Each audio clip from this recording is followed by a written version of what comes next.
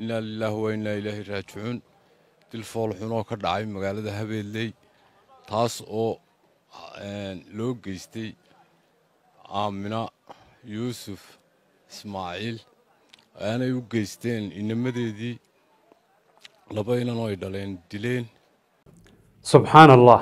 ولقي ما أرق دعضة كم مرقة بدن بل صوريسه هو يلا بدأ دي ويل يضع أيضا شيء أي دلين كدبنا أي آسان دعضة أو كدعضة ديجان كهباد اللي قبل كتقدر سوماليلاند أيان إذا لو ذاك دونا سود وهذا صاحب يال ديجان كهباد اللي سوماليلاند وحق الجلي دعضة مرقة يأرق جحله تاسيو برشة ديجان كقربتي درين أن كسو هريني سندها صعدة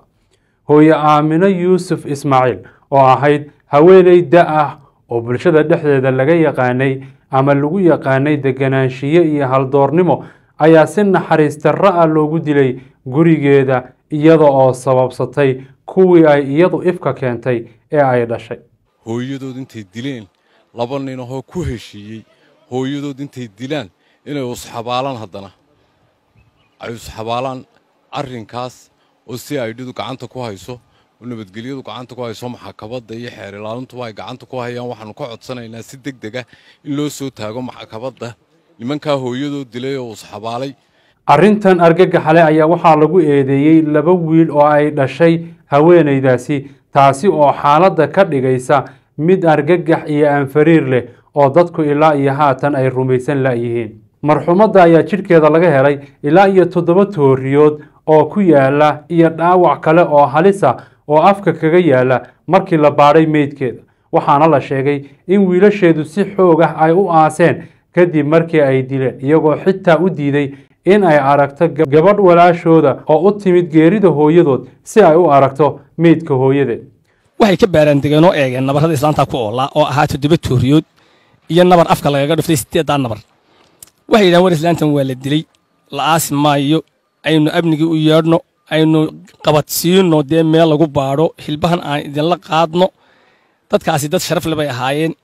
in la dilay islaantaa way isla qireen waxa ka qaaday oo markii dambena dadka iska hortaagay labadaa nin ay dhashay islaantaa wada dilay heshiiska ku ahaa waxa guuldarrada ugu weynahay labadaa nin iyo inan bay ahayd islaantu dadkii ay dhashay inantu burcay ka tagtay iyadoo carruurteedii wadata waxay u diideen labadaa nin islaantaa u heshiiyey inantaa walaashooda hayda ooyeysay ee islaanta argagaxeeda dultimi xitaa inay meedka u gasho odayaasha deegaanka habeedley oo ka falceliyay dhacdadan murugada leh ayaa dalbanaya in labadan eedeysane cadaaladda la hor keeno si sharciga loogu qaado wixii ay ku kaceen dhacdadan ayaa waxaa ka dhashay dareenno murugo iyo caraba xambaarsan oo dadka bulshada habeedley ka imanaya dadka deegaanka ayaa ka codsaday hay-adaha amniga iyo kuwa cadaaladdu inay tallaabo degdega ka qaadaan si cadaaladda loo helo oo bulshadana loogu soo celiyo kalsoonidooda dhacdadan hooyo aamino ayaa waxay ka tagtay xusuus adag oo bulshada habeedley muddo dheer ay xasuusnaan doonto allaha u naxariistee waxaa dunida dhaafiyey kuwii ay 9 bilood mid walba ku waday caloosheeda ee iyadu ay dhashay intaas ayaan jecelahay daawadayaal inaan kusoo gabagabeeyo dhacdadan argagaxa leh ee inaga soo gaadhay habeedley gobolka togdheer ee Somaliland intaynu ku kulmi doonno barnaamijyo dambe. Assalaamu calaykum waraxmatullaahi tacaala wabarakaatuh.